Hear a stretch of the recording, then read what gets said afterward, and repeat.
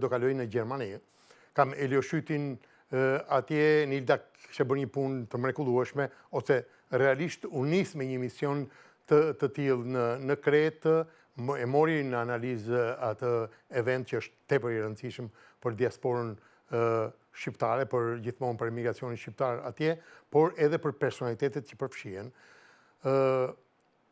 Ditë që diskutojmë me bashkëpunëtorët ose me personazhet që kanë qenë në emisionin Ura, dhe një nga ta është dhe Elio Shyti, i cili nga Gjermania tashmë pas shumë aktiviteteve ose kontributit ti do tjetë dhe pjesë edhe e fushatës ose e mendimeve edhe analizave, sepse është më i qartë ndoshta dhe i entuziazmuar ndoshta edhe nga vlerësimet, por edhe nga ajo që diaspora kërkon.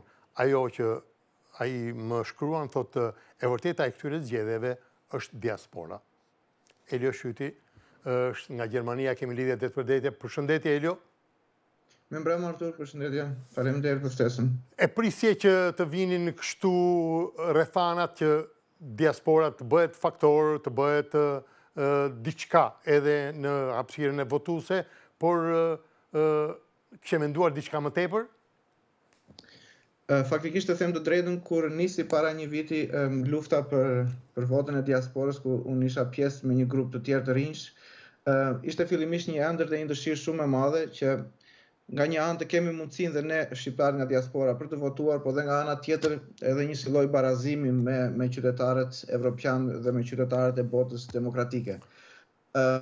Shpresa ishte e madhe, nuk mund të them që e kishim parashikuar që do vinte ky moment kështu, biles unë sot po ndiqja një video të zotit Celibashit, kryetarit KQZ-s, ku po sqaronte se si do ishte zarfi me fletën e votimit, se si do votojë dhe disa informacione tjera, dhe të them të drejtën më emocionova pak, sepse mendova kur nisi pikërisht ky rrugëtim para rreth një viti e gjysmë, dhe nuk e kishim imagjinuar asnjëherë se do vinte pikërisht në këtë lloj forme, po jam shumë i gëzuar dhe shumë pozitiv që erdhi ky moment, dhe jam akoma më i gëzuar dhe më pozitiv që sot kam mundësinë edhe të përfaqësoj bindjet e mia dhe diasporën, duke u kandiduar si deputet për Lëvizjen Bashkë në qarkun e Beratit. Qartë, ajo është një iniciativë juaja, por tashmë u krijuan rrethanat të merren iniciativa, apo jo?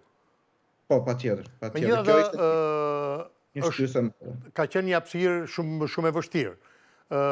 Kemi rrethana për votimet nga Gjermania, pak, shumë pak, Italia, Greqia mbajnë gravitetin më të madh, Amerika pothuajse e papërfillshme, Anglia nuk i kapi 10% të sasisë. Si e shef këtë gjeografi votuesish për atë që ata kërkonin?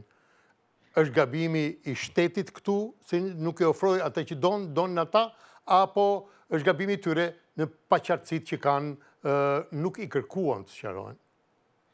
Nëse të kujtohet, ne kemi qenë bashkë edhe herë të tjera në emision, dhe ju më keni bërë pyetjen atëherë, nuk ishin mbaruar akoma regjistrimet, dhe më keni thënë sa mendoni ju se sa shqiptar mendoni ju se do regjistrohen nga diaspora, dhe unë ju thash, shpresoj që të jenë më shumë se 100.000, dhe ju thatë do shohim, duket pak e vështirë, duket pak optimiste, po do shohim. Realisht sot janë regjistruar më shumë se 200.000, pra më shumë se i pritshmërive që ne kishim si maksimum. Pra kjo është një gjë pozitive.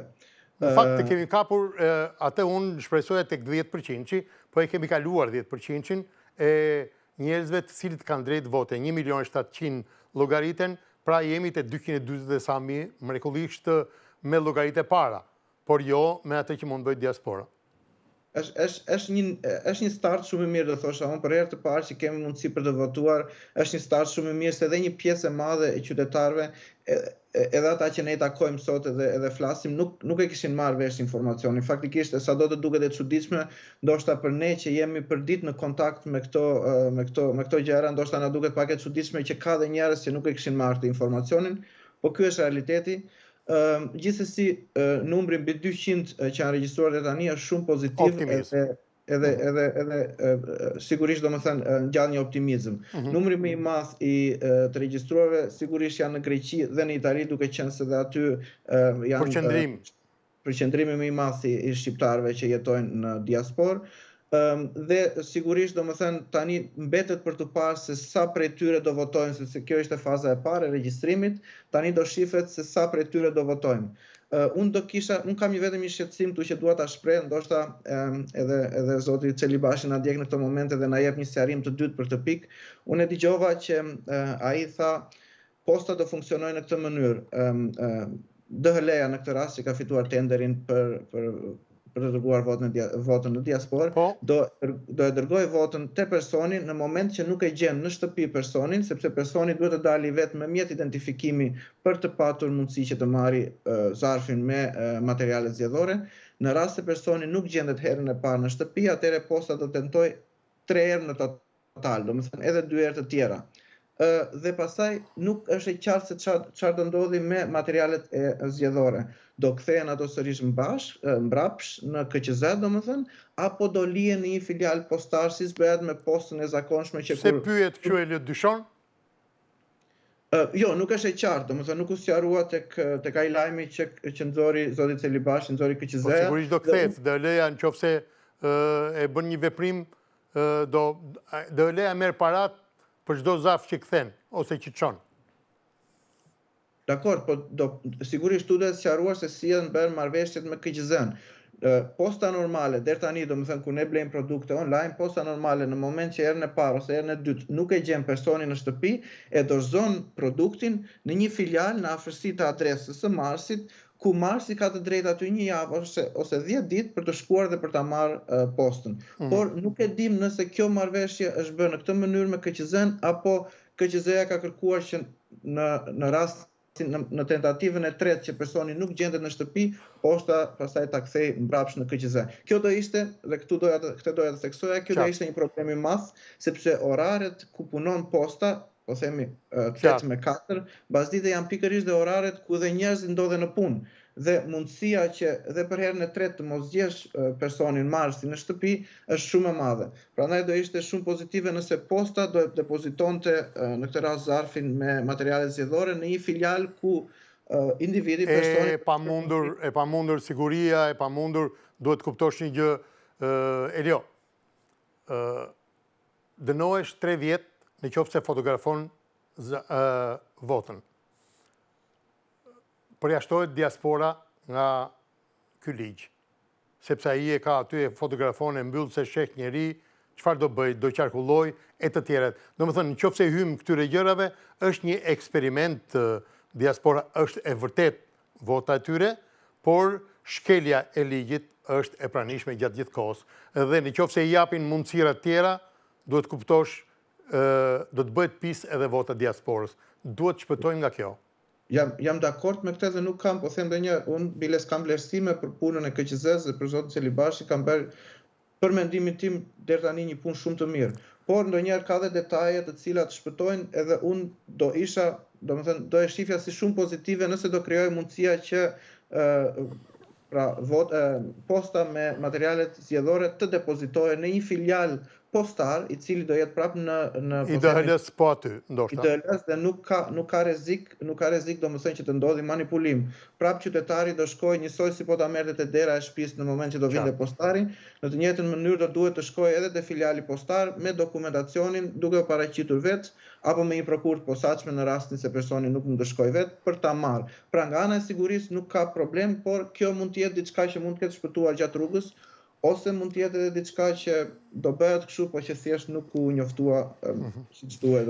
Kam diçka për një periudhë që ne bashkë kemi diskutuar, grupe të rinj të cilët ishin bashkë një moment, pastaj ndaheshin sepse ofertat politike ishin nga më të ndryshmet, ne i ndjenim, i shihnim tjetërsimet e grupeve e të tjera e tjera.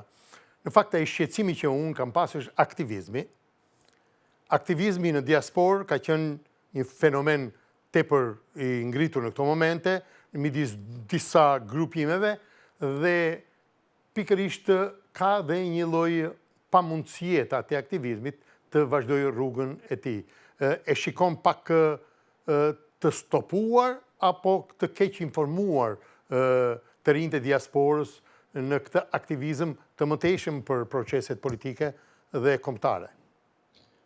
Të them të drejtën, unë e shoh sidomos vitin e fundit që u mora dhe vetë në mënyrë aktive edhe pothuajse me orar të plot pune, e shoh aktivizmin në diasporë në nivele jo të këqija. Domethënë ka shumë të rinj të cilët duan të angazhohen dhe angazhohen në mënyra të ndryshme. Një shembull për shembull ishte edhe nisma Dua të votoj 2025, e cila nisi nga zero dhe në një kohë shumë të shkurtër u bë një faktor Dha impakt të veçantë. Dha një impakt të veçantë, edhe ne po të shohim edhe sot, domethënë shohim që ka një rritje të aktivitetit të shqiptarëve në diasporë për sa i përket aktivizmit, duke marrë pjesë në mënyrë aktive, duke marrë pjesë në protesta, duke marrë pjesë në takime, edhe në takimet që qeveria apo kryeministri bën në diasporë. Pra shohim që ka një aktivitet dhe nuk mund të themi që nuk ekziston.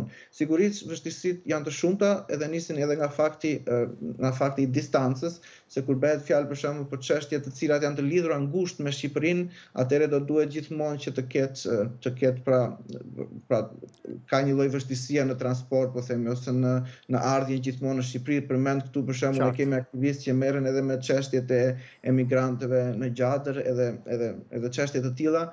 Pra ka një vështirësi gjeografike, domethënë, po gjithsesi shpeshherë arrin që të kalojnë këto vështirësi, duke qenë se dhe angazhimi dhe dëshira e shqiptarëve në diasporë duhet kuptuar që është pak më e madhe se sa shqiptarëve aty për të bërë diçka për vendin e tyre. Në fakt është një kauzë e shqiptarëve jashtë aktivizmi shumë i rëndësishëm, por është një kauzë e gjymtuar, e goditur nga interesat e brendshme. Pra, duhet ti mbikaloni këto interesa, apo duhet të jeni konsistent në aktivizmin tuaj për çështjet madhore që ju keni trajtuar, siç ishte Dua të votoj 2025 e të tjera. Shikoni, nga njëra anë, sigurisht ka të bëjë konsistenca dhe integriteti i personave që angazhohen. Nuk e vë në diskutim që një pjesë e mirë e tyre janë njerëz që angazhohen dhe bëjnë atë sepse kanë dëshirë ta bëjnë. Po, nuk mund të them dhe nuk mund të mohoj se në këto grupe mund të ketë njerëz që kanë interesa private. Gjithsesi, ne fokusohemi tek ata që bëjnë diçka sepse ashtu e kanë dëshirë, sepse duan të ndihmojnë vendin e tyre në një mënyrë apo në një mënyrë tjetër.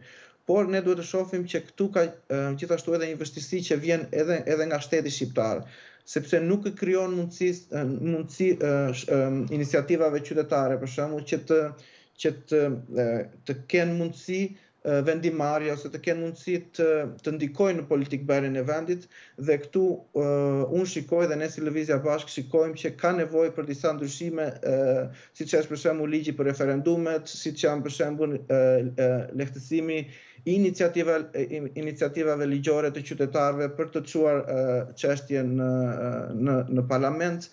Janë disa ndryshime që duhen bërë, por që do shihet domethënë sigurisht edhe pas zgjedhjeve të 11 maj se si do dalin rezultatet dhe se sa ndikim pastaj do kemi ne si parti në qeveribërjen, po themi, në 4 vjeçarin e ardhshëm.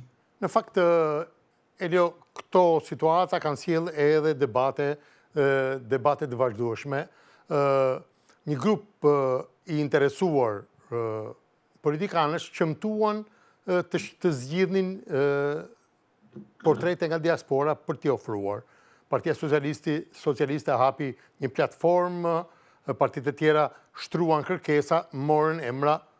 Unë kam dhënë emra sepse më kërkonin po filani, po fisteku, dhe të gjitha këto u bën për të qëmtuar. Megjithatë, partitë politike pragmatiste, duhet të mos i anetemojmë se janë pragmatiste në fushat zgjedhjesh, duan të dinë sa vota merret. Me qenë se je angazhuar në fushat, për të bërë një djalë ose një vajzë fushat në Shqipëri, duhet shkputet, duhet vi një muaj. Kisha para pak ditësh doktor Andi Fandin, i cili erdhi, bëri 2 ditë fushat, iku me vrap, sepse jeta vazhdon. E kemi pak të handikapin e mundësisë dhe pamundësisë, është një konflikt shumë i madh për ata që duan të aktivizohen realisht, konkretisht tu. Unë e përmenda edhe pak më përpara këtë vështirësinë gjeografike, sigurisht kjo është edhe sigurisht duhet të kaluar se në moment që dikush merr përsipër angazhimin për të kandiduar si deputet, duhet të jetë në Shqipëri, duhet të vi, unë të paktën do mundohem që të jem aty një muaj, pra atë muajin e fushatës, të jem në zonën në qarkun e Beratit dhe sigurisht duhet kontakte me njerëzit, duhet t'i kontaktosh, duhet t'i dëgjosh problematikat e tyre dhe duhet t'i ofrosh zgjidhjet e tua në mënyrë që elektorati të njohë, sepse ne duhet të dalim dhe kjo është shumë e rëndësishme, nuk ka të bëjë me një parti, por në përgjithësi me mentalitetin e votuesit shqiptar. Ne duhet të dalim nga ai mentaliteti ku njerëzit votojnë një parti sepse ashtu e ka votuar babai, gjyshi, apo ashtu ka qenë tradita familjare, apo sepse familja është e majtë. Kemi një problem të madh individët nga diaspora me ankuar pse duhet bëj unë fushat live. Unë nuk jam jam për ide për të sjellë eksperiencën e tjera. Ne më parë kemi pas deputetin e zonës dhe ai dinte dhe hallet dhe njihte njerëzit dhe kishte marrë votat. Dhe konflikti midis dy kandidatëve ishte çfarë do i ofronin komunitetit.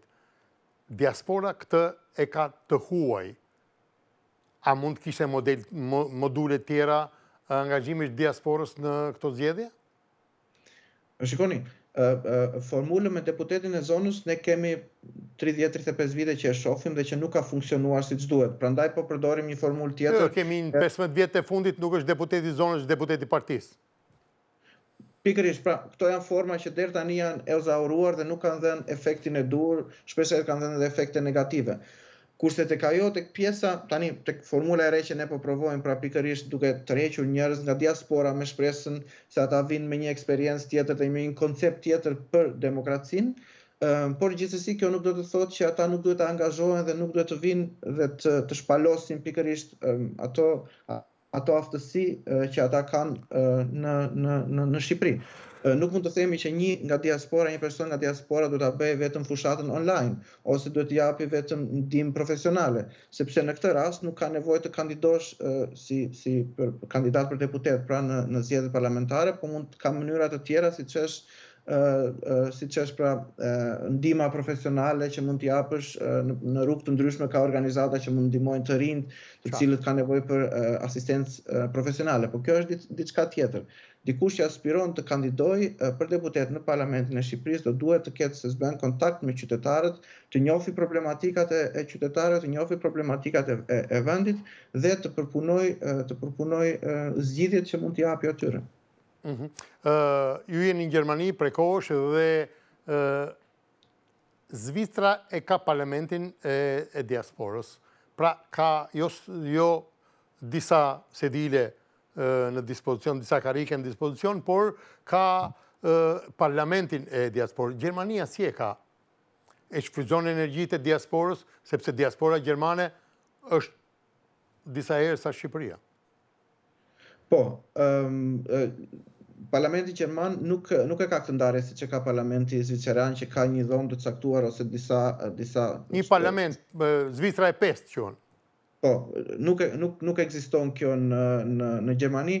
Zvicra e ka edhe për rrethana të caktuara, duke qenë se është një shtet që përbehet me kantone. Po pra është ndarë në kantone dhe përbehet edhe nga shumë në thonjza apo them nacionalitete, siç është ajo për shembull pra zviceranët francezë, pjesa e Italisë, pjesa e Gjermanisë, dhe në këtë mënyrë ata e kanë zgjedhur këtë forum për të patur përfshirje sa më të madhe të gjitha komuniteteve të cilat e përbëjnë Zvicrën. Në Gjermani nuk është parë kjo nevojë, por sigurisht që ka, domethënë që sigurisht që gjermanët në diasporë kanë të drejtën për të votuar, po kanë të drejtet për të nxjerrë kandidat në parlament. Ajo pjesë që ne kemi gjithmonë është gjuha shqipe, sa shqiptar janë, sepse do zgjedhin partit në zgjedhjet e ardhshme, se kësaj radhe ishte vetëm të marrin vota, por do zgjedhin njerëz të cilët janë profesionistë, janë tepër të aftë dhe do sjellin diçka në administratën e shtetit. Të dyja partit e mëdha që mund bëjnë qeverinë e ardhshme janë premtuar ose kanë premtuar që do jetë diaspora pjesë e qeverisjes. Shqipja vjen tek ju që ju keni studiuar këtej dhe jeni pjesë atje. Por mund të kemi personazhe që nuk e njohin Shqipen mirë. Dhe besoj se do kemi handicap, se ato janë personalitetet cilat ndoshta partitë kërkojnë. Duhet ndikojmë tek shqipja, duhet të zgjedhin apo të fillojmë të qëmtojmë njerëz dhe t'i përgatisim për kandidat. Po, sigurisht, premtimet kanë qenë ndër vite, besoj edhe ju e keni ndjekur, kanë qenë ndër vite shumë të mëdha për diasporën, por deri tani është bërë shumë pak. Unë e shoh vetë, unë kam qenë 2 herë emigrant, një herë kam qenë në Greqi rreth 10 vite dhe tani është era e dytë në Gjermani, po rreth 10 vite, dhe nuk e kam ndjerë ndonjëherë ndihmën e shtetit. Ne si Lëvizje Bashkë në programin ton kemi një pikë tek programi për diasporën ku angazhohemi për ruajtjen dhe promovimin e gjuhës dhe të kulturës shqipe. Dhe ne e shohim në këtë formë, në ato zona, në ato qytete në botë ku ka shumë shqiptarë, një numër të madh shqiptarësh, ne mendojmë të financojmë ndërtimin e shkollave shqipe ku mund të bëhen mësime në gjuhën shqipe dhe paralelisht sigurisht dhe në gjuhën e shtetit caktuar ku do ndodhet personi. Gjithashtu edhe për ata persona të cilët nuk jetojnë në zona ku ka popullsi shumë të madhe shqiptarësh dhe do ishte e pamundur ndërtimi një shkolle për shkak se do kishte kosto të larta, ne mendojmë të ndërtojmë një platformë ku do jetë e mundur të bëhet mësimi i gjuhës shqipe, pra në brezat e rinj. Ka rreth shkolla, ta tregoj sa që disa nga Zvicra kanë filluar të kërkojnë ta implementojnë në rreth shkollën, sepse jep leksione, jep mësim, jep gjuhë, jep matematik, gjuhë e të tjera, edhe gjeografin. Platformat bëhen, premtimet sigurisht janë të tepër efektive. Kur votohet në Shqipëri, gjithmonë benefitet kërkojnë t'i marrin shqiptarët këtu. Ky ekuilibër për një kandidat ose për ata djemë dhe vajza që duan të kandidojnë nga diaspora, duhet vendosur apo nga këta këtu brenda apo nga vetë kandidati? Shikoni, kur flitet për diçka që duhet të bëjë shteti, nuk ka njerëz që duhet të marrin benefite. Shteti është shtet dhe nuk pret benefite. Shteti votohet, deputetët votohen, qeveria zgjidhet pikërisht për të shërbyer qytetarëve. Dhe në këtë rast nuk kemi pse ndajmë benefite. Si për deputetët që kandidojnë dhe fitojnë nga Shqipëria dhe si për kandidatët që zgjidhen deputet në parlamentin e ardhshëm nga diaspora, në momentin që ata marrin detyrën nuk ka më benefite, po ata duhet të punojnë 4 vite për atë për të cilin janë do mandatohen. Kështu që nuk e shoh që këtu ka nevojë për benefite, por është e rëndësishme që premtimet që bëhen para fushatës të mbahen edhe gjatë 4 vjeçarit të qeverisjes. Për fat të keq, ky raport është shumë i keq në qeveritë që kemi pasur në Shqipëri deri tani. Unë shpresoj dhe zotohem të paktën unë si kandidat nga Lëvizja Bashkë që premtimet që unë bëj në kohën e fushatës do zbatohen në 4 vjeçarin e qeverisjes. Shumë interesante. Elio, kam parë djemë dhe vajza që u angazhuan edhe ato pritën të ftoheshin nga partitë e mëdha.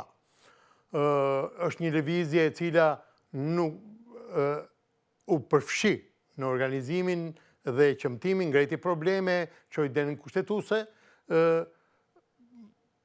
është shumë interesant. Prania e tyre janë të përjashtuar nga zgjedhjet, janë vetëm vëzhgues.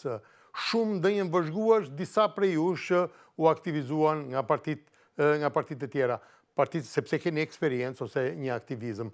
Por partitë e mëdha e kanë pasur me pikatore, shumë pak. Këtë nuk besonin apo kërkojnë garancira më të mëdha? Që them të drejtën, tek ai rreth që unë kam kontakt që ka qenë goxha mjaft i madh në kohët e fundit, në muajt e fundit, nuk ka më besim te partitë e mëdha. Domethënë besimi i të rinjve, sidomos te partitë e mëdha, që bëhet fjalë PSD, ka humbur komplet dhe nuk kanë dëshirë të rinjt. Pra nuk besojnë se duke u angazhuar, duke u bërë pjesë e njerëz prej këtyre partive, do kenë mundësi të shpalosin idetë e tyre. Dhe marr këtu një shembull fare të vogël. Pëse po heq fare sepse PSE është një parti që ka kaq vite që nuk ka bërë zgjedhje brenda saj dhe nuk i dihet se si merret vendimet. Pra, unë si një i ri nuk e kam. Problemi informacionesh është ato janë të kënaqur me zgjedhjet e tyre, partitë e tyre funksionojnë ashtu si funksionojnë. Kthehemi tek ajo që shihni ju, analiza që i bëni atyre aktivistëve që duan të angazhohen. A kanë hapësirë apo jo? Unë jam pikërisht një aktivist që jam angazhuar dhe pata hapësirë nëpërmjet Lëvizjes Bashkë të kandidoj në qarkun e Beradit. Kështu që edhe njoh edhe të tjerë aktivistë që kanë qenë edhe me nismën dua të votoj, të cilët kanë marrë pjesë dhe janë përfshirë në listat, por gjithmonë në listat e partive të reja dhe nuk njoh asnjë deri tani që të jetë përfshirë në listat e partive të vjetra dhe pikërisht problemi është ai që përmenda që nuk e shohin që idetë e tyre aty mund të zbatohen te një prej partive të vjetra. Tashmë fushatat të tërheqë sigurisht bën pjesë edhe në kërkesat që ju keni. E shef që fushata është e qetë, Elio? Do të krijohet mundësit secili të shpreh idetë e veta dhe të krijojë edhe mundësinë e lobimeve ose kontaktit me zgjedhësit? Tani fushata edhe pse zyrtarisht akoma nuk ka filluar faktikisht në diasporë. Struktura e fushatës, se fushata pastaj deri në ditën e fundit do marri orientime dhe zjarrin e vet, apo jo? Patjetër. Po do thosha që në diasporë ndihet prej kohësh. Domethënë partitë të ndryshme vinë, kanë kontakte, besoj i keni parë dhe ju ato organizimet që kanë bërë dhe takimet që kanë bërë me shqiptarët në diasporë dhe sa do vi koha edhe këto takime do bëhen ose po themi fushata do bëhet edhe me fort. Unë uroj dhe shpresoj që të jetë një fushatë e qetë, shqiptarët e meritojnë që të kenë një fushatë e qetë, kanë kaq vite që kanë vojtur gjithmonë problematika që të fushatave. Faktikisht në fushatat e viteve të fundit ne kemi parë që nuk ka pasur mes ato raste të rënda ose kanë qenë sporadike disa raste ku ka pasur problematika të rënda. Por diçka që duhet theksuar është se fushata sot, manipulimi, po themi votuesve sot nuk bëhet me siç bëhem më përpara duke i kërcënuar apo duke gjetur rrugë të tjera të dhunshme, po themi. Po manipulimi bëhet përmjet medias, nëpërmjet rrjeteve. Ka tjetër logjik tani, nuk është kjo. Nuk është ajo e vjetra logjika e kandidimeve, do ka logjik tjetër. Pikërisht, atë doja të thosh, domethënë nuk kemi më në atë situatë, po gjithsesi domethënë tentativa për të manipuluar votuesit ekziston dhe unë them për shembull rastin këtej nga diaspora që ne kemi kohë që dëgjojmë për shembull tentativa për të manipuluar votuesit duke i thënë për shembull që personi që ti ke në Shqipëri që punon në shtet për shembull rrezikon punën në rast se ti nuk e voton. Edhe gjëra të tilla që ndoshta mund mos jenë shumë të vërteta që mund të ndodhin ashtu, por gjithsesi ka një lloj tentative domethënë. Akoma dhe tentativë për blerje vote që faktikisht para një viti ne nuk e mendonim se. Kjo është pyetja e fundit që do të bëja. Mendon se mund të shitet vota? Unë mendoj se në diasporë është tepër e vështirë të shitet vota. Jo për faktin vetëm sepse gjendja ekonomike e shqiptarëve në diasporë është më e mirë dhe nuk do kenë nevojë që ta shesin votën, por edhe për faktin se shqiptarët në diasporë kanë një lloj egoje dhe një lloj mërzitje që janë larguar me dhunë, po themi, ose të detyruar nga vendi e tyre dhe kanë përshtypjen se në moment që dikush i vjen dhe i thotë, shiko, unë të dëbova, po urdhë kaq lek dhe ma jep edhe një herë votën për 4 vite të tjera, kam përshtypjen se në atë moment do mizotërojë ajo egua dhe do i thonë jo kësaj gjëje dhe do votojnë pikërisht për atë të cilin ata mendojnë që është zgjidhja më e mirë për të qeverisur Shqipërinë në 4 vite të ardhshme. Elio, të falenderoj që ishim bashkë në emisionin Ura, të falenderoj për aktivizmin tuaj, për pjesëmarrjen tek duhet votoj 2025, por edhe tashmë që ke marrë angazhim për të qenë edhe kandidat dhe pjesëtar i kësaj fushate elektorale. Suksese dhe ne ëndrojmë që pjesa e diasporës të jetë gjithmonë më e suksesshme në këto zgjedhje. Respekt për iniciativën tuaj.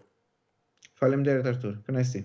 Respekt të dashur miq që do ndahemi këtu duke falenderuar Elion, Nildën dhe Lindën Kalemi që ishte në studio dhe në mënyrë si të vetën ashtu artistikisht dhe mënyrë sportive, ajo u bë prezent për gjithë diasporën e nevojshme edhe për tu zbukuruar edhe për qëndrime estetike edhe më të larta, por Nilda na solli problemet ose summitin e dytë të diasporës shqiptare në Greqi dhe Elio atë dhimbje të madhe të kandidatëve të cilët ose të diasporës për kandidatët e tyre.